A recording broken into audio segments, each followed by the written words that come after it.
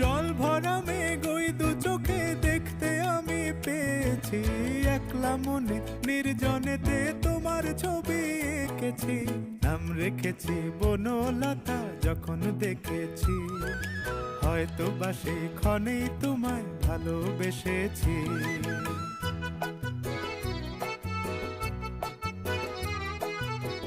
বনলতা কথা হয়ো না গো কুণ্ঠিতা, বনলতা কথা হয়ো না গো কুণ্ঠিতা।